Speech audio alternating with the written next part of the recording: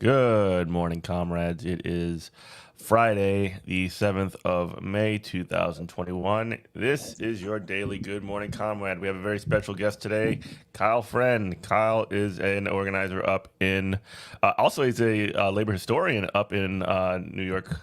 What is up, Kyle? Hi, thanks for having me, Jeff. I really appreciate it. Yeah, man, what's going on? So, we had you on the show to talk a little bit about what things were like up there, and it looks like you're frozen. Are you frozen? Hello. We have lost Kyle. I think Kyle died tragically on the way back to his home planet. That seems. There he is. What's up, dude? Hi, all right. This usually doesn't happen. I feel like I do this for a living. We're fine. So what's up, man? Nothing. First day off in a very long time. Going to like this weekend for week. Doing every day. Yeah, and just talk a little bit about what you do to our audience. You go ahead and describe the work that you do up there. Yeah, so I am a communication strategist at the Office and Professional Employees International Union. I've been there for about 3 years now. I love it. I love people and the kind of we have diverse industry. I'm based in New York. I do anything from police to Asian strategy to corporate research. I'm prepared. Maybe if you speak up a little bit. Sorry, I'm really bad at this. It's okay. Not done that. So it's a bargaining strategy. I do communication, really anything you need to do. I love because school for labor and been exposed to a lot of different aspects of this. I like having professional work where able to do so as well. Yeah. And one of the things that we kind of like hit on like early on is your sort of you have a background in sort of like the history of New York labor, specifically in Buffalo or upstate. Upstate in general, yeah. So I'm also an executive board member of the New York Labor History Association, which we founded in the 1970s to create a space for academics, unionists, and people who just share labor history to really document and highlight the vast New York history working people. And I love it. It's a very unique organization. And I do love labor, so it's nice to have that now. So I guess getting into that, I guess in terms of like broad strokes, I mean like everybody. So this is one of the things that I hear a lot when I talk to people. Like everybody, when we talk about like, oh, Louisiana has a more radical labor history than people know. Alabama has a more radical history than people know. Oklahoma has a more radical history than people know. It's sort of like one of those things that everybody's like. There is sort of like this rich tradition of generally American labor history that is sort of like stomped out.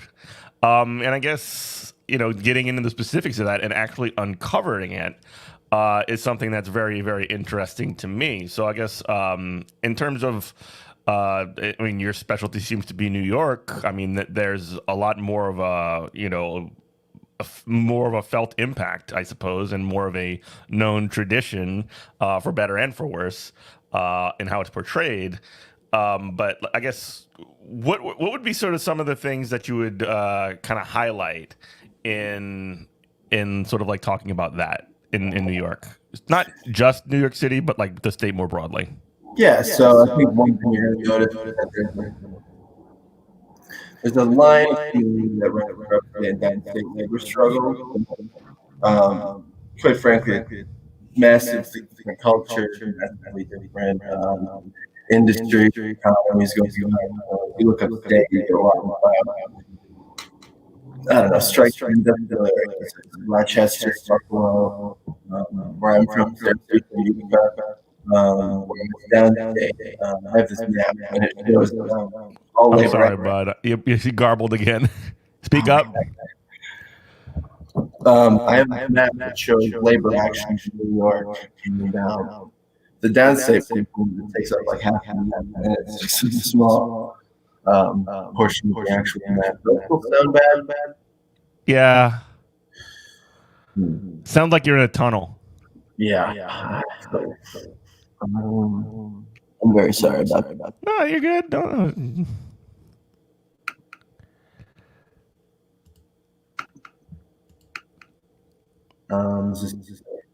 That sounds better. Okay. I'm sorry, I forgot what it was. We're talking about a little bit about sort of, we know a lot of like the like New York City central sort of like mainstream portrayal of labor history, and that's in the state of New York. But like, I guess, what is the story that they're not that we're not getting in school? Because there's definitely more to it, because there always is. Yeah, I think the story we're not getting all of it. I think labor history in New York State, public schools in New York. The public schools. Yeah, once the public schools in New York State, okay, and I didn't like thinking about labor. I can't recall lesson I learned or anything along those. I think that New York obviously is the most rich labor history of many states. I think it should be taught, but I think that the topics that we have incident is obviously in teaching that history. Yeah, and like a lot of the common portrayal that you see of like, oh, look at the unions, they're corrupt, they're out to get their own people. They're thugs, they like to smash and break legs and all this other stuff. It's like this sort of portrayal of a sense. Like, it's like the boss doesn't freaking do that, right? Like the entire history of labor is essentially the boss like trying to unleash like their own private armies to discipline their own workers to get them to cooperate, and and when the workers sort of try to defend themselves or fight back or advocate for their own interests in any meaningful way, they're the bad guys. Then it becomes class warfare. Yeah, exactly. That's when it's class warfare. That's when the violence really starts, right? Yeah, and I mean, I think that would be a very difficult thing. I mean, I agree with you. It would be a difficult thing to get through public school curriculum, unfortunately. Yeah. It would shatter. Well, I mean, I guess if you can't get it through the school curriculum, you can get it into the public consciousness some way. I guess by having these discussions. And that's sort of the thing New York Labor History Association is trying to do. We do tons of events on anything media. We did a big push to get some MLB players, Satchel Paige. Satchel Paige is a really interesting particular figure in the history of baseball. Right? Yeah, fascinating stuff. And I think that's one of New York labor history is that you see that it expands farther beyond what traditional industrial labor history will tell you. So sports figures are Woolworth, retail warehouse, things like that. And a lot of in labor and art in New York. It's a great place to read about and learn from the life of. Mm-hmm.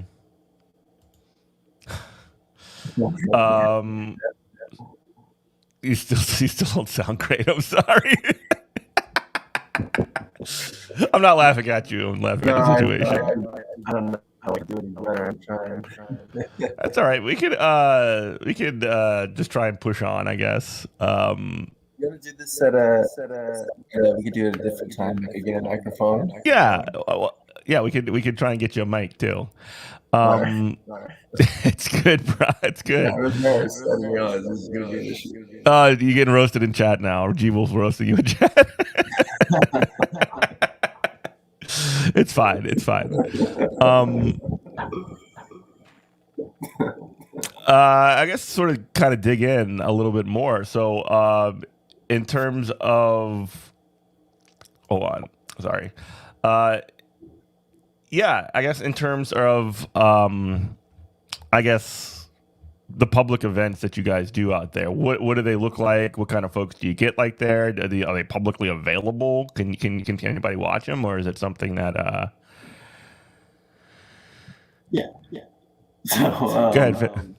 we have a number of events. If I'm still echoing, I can also just leave. We have moved to Zoom entirely. How many people have? It's an older crowd. I'm the youngest by several decades, I would say. So I'm traditionally involved with the actual back process. But I mean, it's really a broad range of things. We do things with students. We give out, we're going to declare a local award, which is to 5 women who have done market activism in New York. We do awards for undergrads, history dissertations, and PhD students, and things like that. So it's really diverse. They keep it up, and I'm very happy to be a part of it and kind of look into it. And if you ever want these events, I post them all on NewYorkLaborHistory.org. NewYorkLaborHistory.org. Uh-huh. Cool. In terms of like expanding that project, or at least sort of like getting that project to be sort of picked up in other places, I mean, I'm sure that y'all are in communication with other places that do similar things. Is that something that exists like kind of across the country? Because that's something that would be really awesome to sort of bring forward sort of generally. Yeah. Definitely. I think most states have a statewide labor association. I know I'm in touch with emails from Illinois. I know Chicago has their own citywide one. I think it'd be a national network of them. I don't know if there's an official for that. Yeah, national network. Okay, does that exist? Or is that like something that's being constructed, or is that something that's sort of? I think it does. I don't think there's actually like a central body of labor history association. Yeah, they're just sort of like everybody's got each other on a email list or something. Yeah. We're all removed from one another. Yeah. You know how sometimes it gets like, oh, this thing exists, and it's just like, yeah, it exists because these guys all know each other, but they don't ever talk to one another, or they'll only talk to one another, and they never coordinate and that kind of stuff. That happens a lot, actually. But like, I don't know. I find generally like that coordination, this, while it might take away some like local color or whatever, or some local context, there's definitely like a way that can sort of highlight, or at least sort of consolidate the work that would have to be done across several places, if you know what I mean. Definitely. I don't know if anything to add on that. Yeah. I think I'm in charge of the website as well. I'm checking it out right now. Yeah, it's not a great website, but I'm working on it. I'm the website design, but I do it because I was 25, and they thought that would be appropriate for me to do it. And I'm learning. So cool. Let's see. Yeah, I mean, like, let me see if we got New Orleans Labor History Association, or Louisiana Labor History Association. I mean, because we had actually recently in DSA in New Orleans, we had we did one of these ProAct things, right? Mm-hmm. We did a town hall for the ProAct, and we had a guy who I'm going to try and get to come on the show, Thomas Adams, who's a college professor that lives in the area, and he's got some special insight in New Orleans history. And one of the interesting things, and I'd heard this story because I've been sort of more plugged into the history of New Orleans than most people, but there's this particular story about a lockout that happened between the United Atomic, oh Jesus, what is it? United Atomic. It's now at the steelworkers, but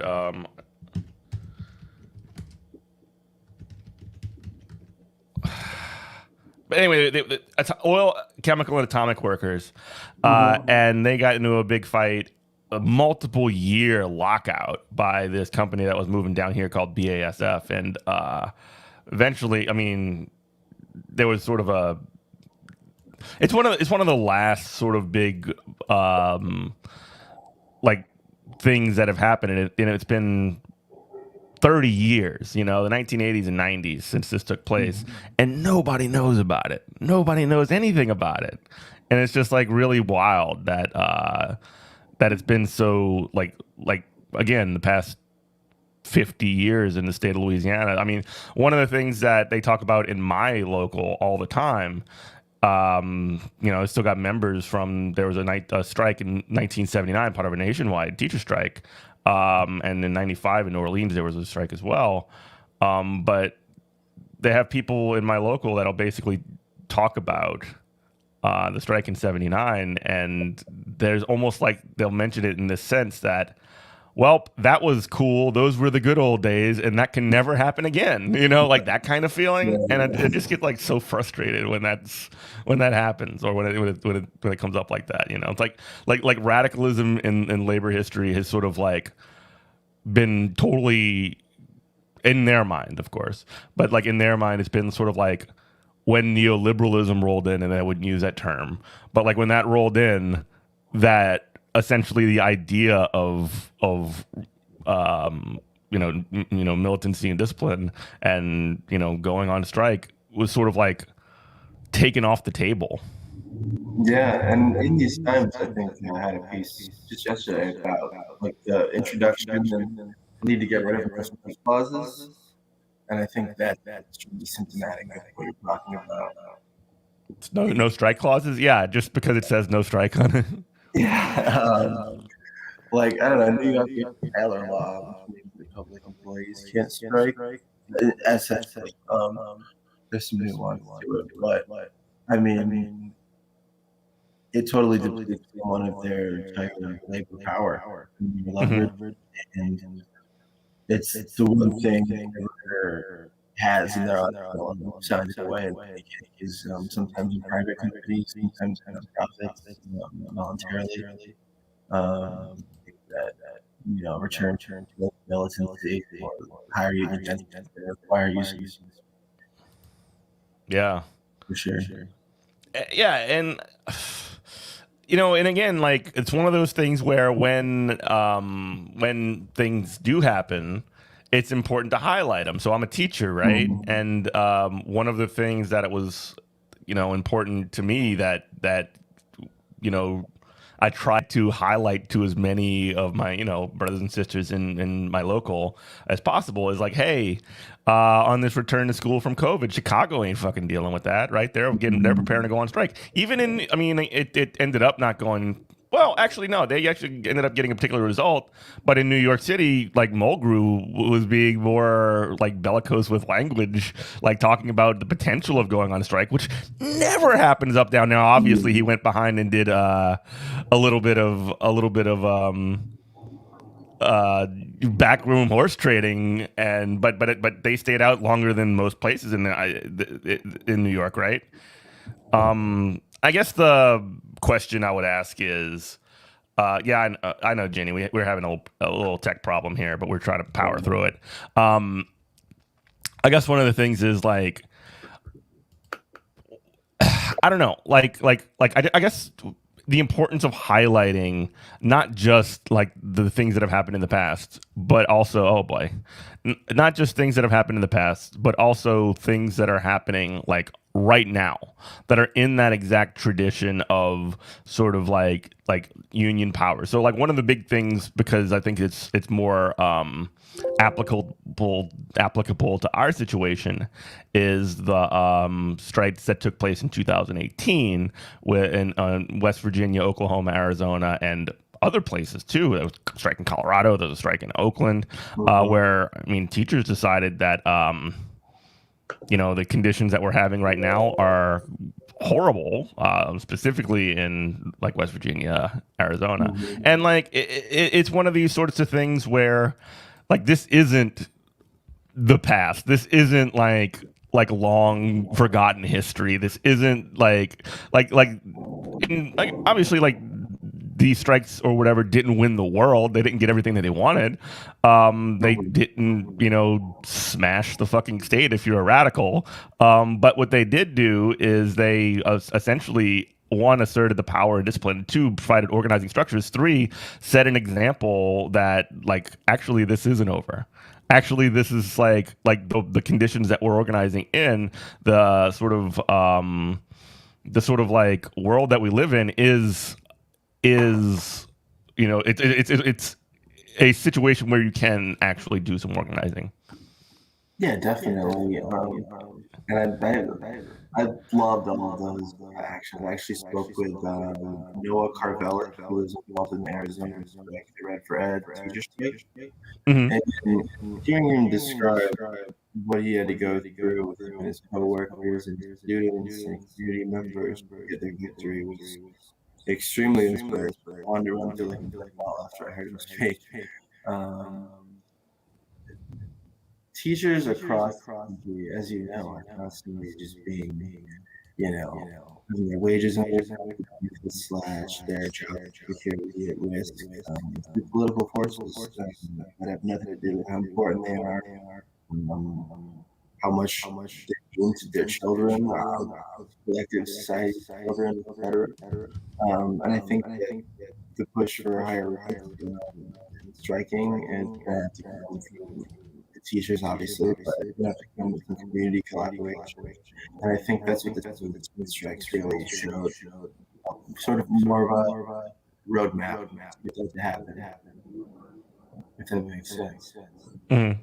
Sort of engaging several different stakeholders in the community, framing it in such a way it's not just for teachers, because it's not just for teachers. Because when teachers are more comfortable, better paid, feel better in their jobs teach children better. Yeah. And I think that it has one of the future effects that we'll see. Yeah, and it's gonna like manifest differently in every other place. I don't mean to like totally drag this conversation into education, by the way, but It's okay. but I do think that it is, like it's interesting to me also to sort of understand the sort of national dynamics that are in play. One of the things that sort of really I find interesting is that like nationally speaking, the AFT, for example, will have like a particular set of like these are our return to school guidelines, and 1 minute, and this is I don't want to be like too critical here, but like a lot of the leaders in locals sort of like keep an eye on Randy Weingarten, like almost singularly. It's a little bit like I don't know. It doesn't seem particularly helpful. But like 1 minute she'll be like, yeah, we need to be starting like walking out and doing all these other things. And the next thing, she'll be like saying, oh, actually, we do need to return to school soon. It's sort of like a little bit of like sock in the wind type things. I noticed a huge change in trajectory, for example, when from when Trump was president to when Biden was elected, to like we're going to be fighting against this Department of Education, lock, stock, and barrel, which didn't necessarily happen, but that was the rhetoric. And then it became like, oh yes, we love the new incoming administration. And like again, like I understand there's politics that exist there, but it sort of signifies like a particular dynamic that is not necessarily independent, I suppose, of the sort of like Democrat and Republican parties, of the like broader politics, which I don't expect like total independence, but like that level of sort of like sock in the windness, because I mean the policies between Democrats and Republicans are just like, how hard do you want me to hit you, like that kind of stuff. Yeah, I can smack you with the front of my hand or the back of my hand. I mean, as it relates to like New York So I think that it's all fascinating because we have, a governor who probably should resign as soon as possible. Yeah, we have. Yeah, there's so many unions vested interest in maintaining good relations with him because he still is in power. Um, and nothing New York, the national deal with Republican versus Democrats because there's no very to deal with up here. Yeah, it's a totally different, like with the absence, at least in New York City, of the absence of a Republican Party, or at least of a significant Republican Party. That's a totally different thing. I don't know how it works at the state level. The state level, I mean, for quite some time, we had effective Republican control in the Senate because four Democratic members started caucusing with the Republicans, one of which lived in my neighborhood. And they were all voted out. Now, beginning I think in 2018, the Independent Democratic caucus was pretty much wiped out. We returned to good old one-party rule here in New York. Yeah, and it was people like, Jabari Brisport, right? He's in New York, and he's in the state senate, if I'm not correct, right? So, He knocked out one of those independent caucus people, like these sort of like conservative Democrats that essentially like ran a right wing agenda as a Democrat. Yeah, I think I don't know if Farah did. Farah 2000. She's a nurse, a union nurse who also won. I think she's my assemblywoman, and she also wanted to very hard about race and focused on like left wing union issues. I thought was incredible. Yeah. So yeah, there's ways through. Yeah, like in Louisiana, we are just like in Louisiana specifically, we're just in a completely Republican dominated state. Like I live outside of New Orleans in a place called Jefferson Parish, which is also sort of like very Republican dominated. It's like a suburb that like a lot of white people went to, and so the sort of dynamic is like defining ourselves against New Orleans. So like one of the weird phenomenons that happened, at least immediately after Katrina, one, Jefferson Parish, at least in the many of the higher lying areas, didn't get destroyed as badly by Hurricane Katrina.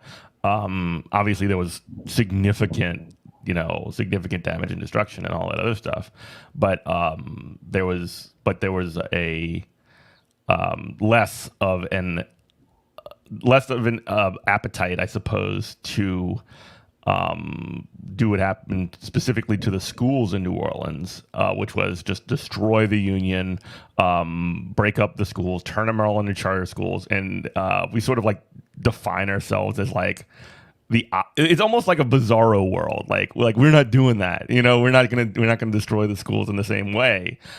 So like the school reformer types who are still very active here have just sort of like been a lot more slow about it. And they've been sort of like eating away at this sort of district over time. And right now, because Orleans is entirely, New Orleans is entirely charter school. We sort of like, the way that I see it is like the reformers are like licking their chops and they're like, we're coming for you next. G Wolf brings in the chat. Yeah, we have a Democratic governor in Louisiana rather.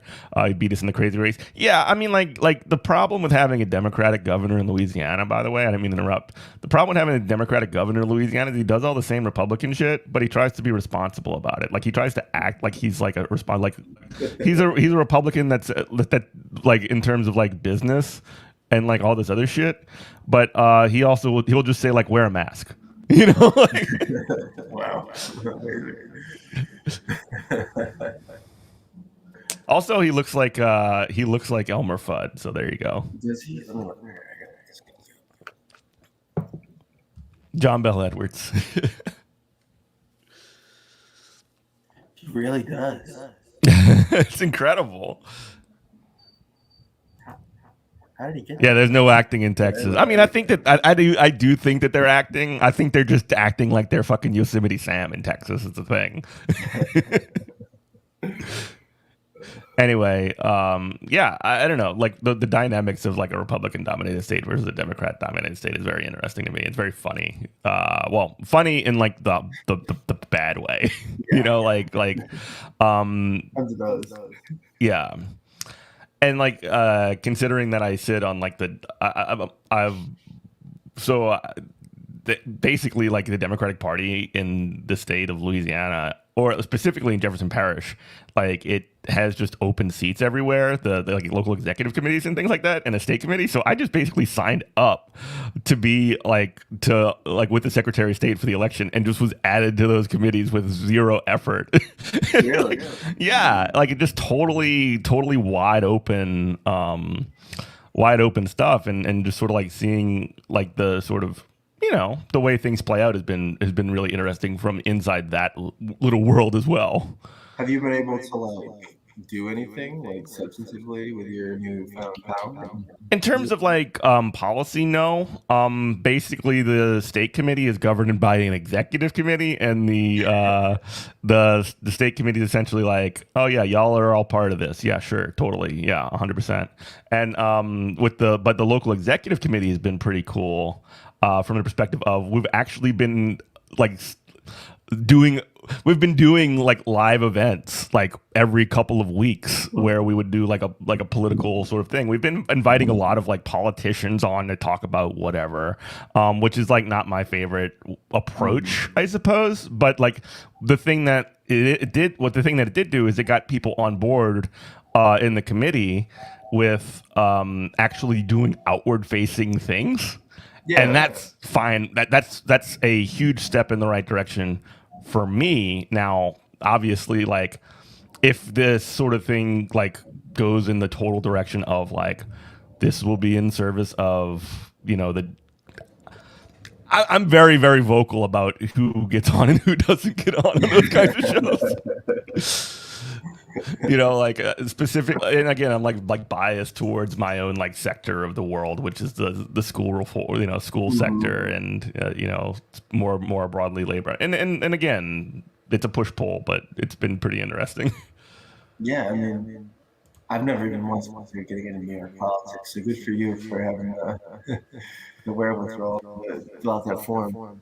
Yeah, it is crazy though, because there's a lot of like internal politics between like rural Louisiana, which is like kind of like a lot of this John Bell Edwards supports there, and like Orleans and Baton Rouge, Louisiana, which has a lot of a sort of like essentially like a black capitalist class that runs the whole thing in a lot of ways, and you know, obviously there's contours and nuances in there as well. There's like large women's groups that are like very, very strong on like things like abortion, because we have an anti-fucking choice governor in Louisiana, and that's a pretty big bad deal.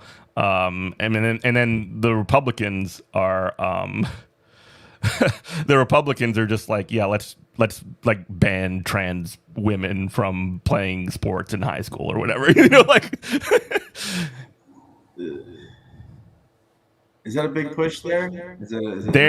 So here's the story on that, which was very, very like I couldn't help but laugh a little bit, but it was also horrifying. Like, one of my friends who is with Louisiana Trans Advocates, she said, "Hooray, we beat the trans, the horrible, like trans in school, like trans athletes in school bill, right?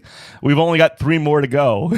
So there's like 4 bills that are just like these horrible, like monstrous bills that would essentially like essentialize, biological sex to the point where like girls can't play girl sports, and they have fucking 4 bills in the state legislature that are like specifically targeting that. It's like, good God. I don't know how you could see all the issues that we have right now and conclude like this is what we need to be spending our time on. Speak up. I don't know how you could like look at the orchestra of issues that we have right now and then be like, this is the issue we need to tackle right now. Yeah. This is the one thing. I mean, yeah, it's like they're taking something that people are just gonna get like fired up about. They're making that the focus and saying, well, this is the most important thing in the world right now.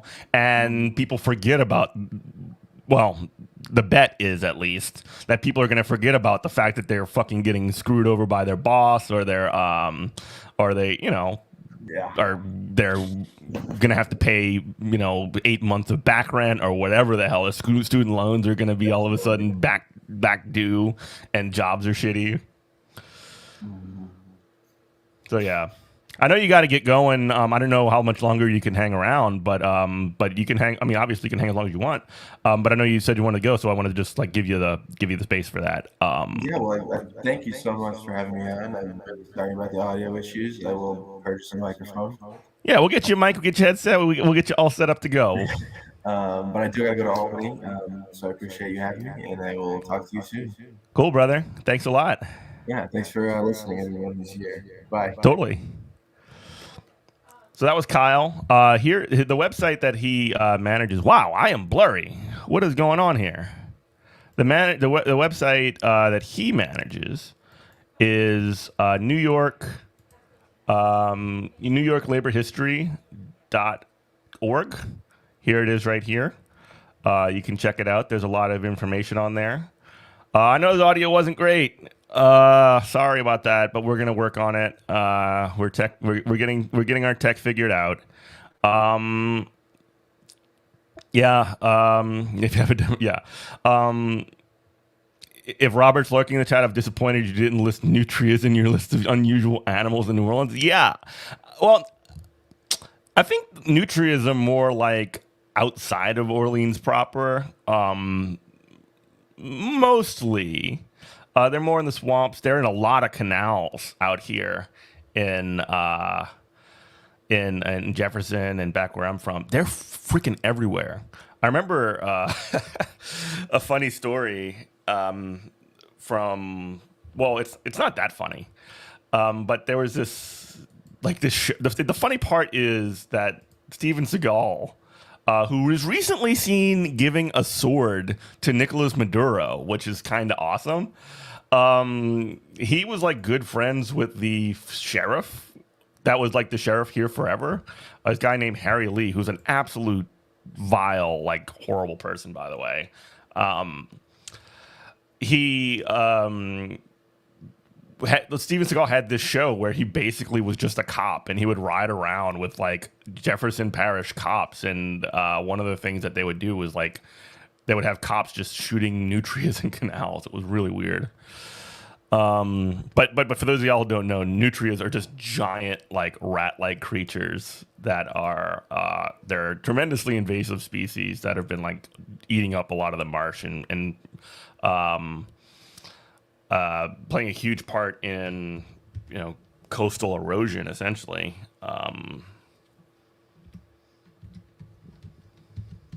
Let me see if I could find you a picture.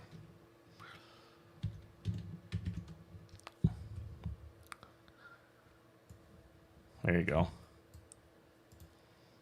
There's a nutria right there. The big orange teeth.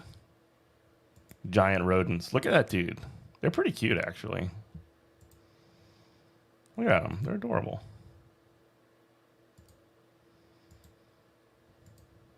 Look at this guy, like covered in like swamp.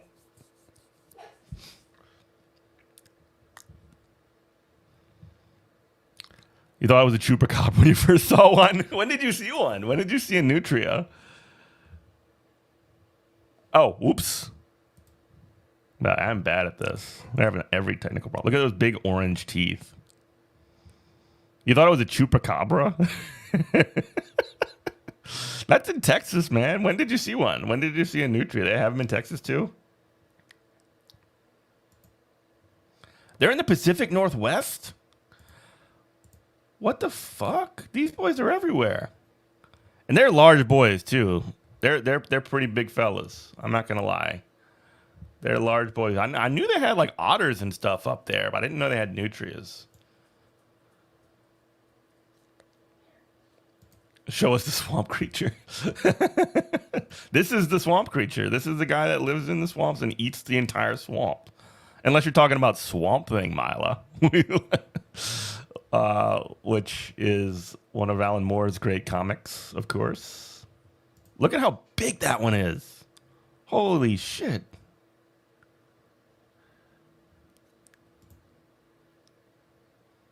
California is having nutria problems? Seriously?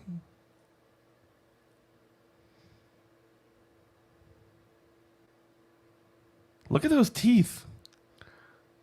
Look at those giant honkers. Oh my god. All right. I can like look at nutrients for the rest of the day, or we can actually do the show. I don't know. What do y'all prefer? Just looking at nutrients. Welcome, by the way, to Mila. Very glad to have you.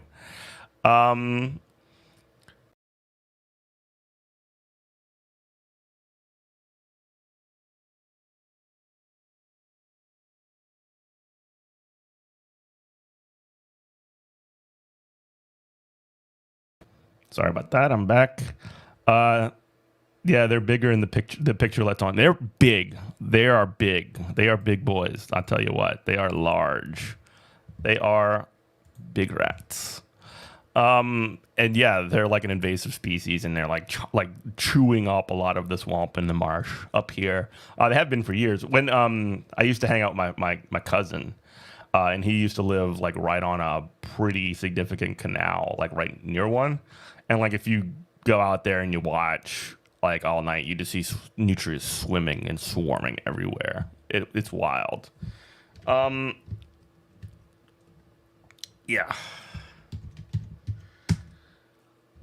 Just looking for a story.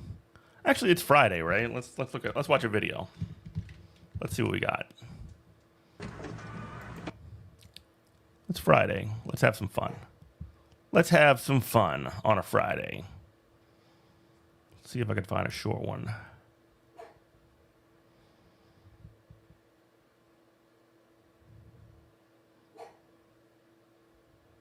Oh, good. Well, this isn't necessarily so much fun, but let's. Florida is doing the voting restrictions as well. That's not good. They're doing the same thing as Alabama. I mean, Georgia. They're basically enacting Jim Crow again. That's pretty awesome. That's pretty awesome.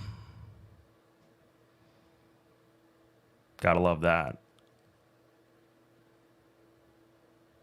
Gotta love that.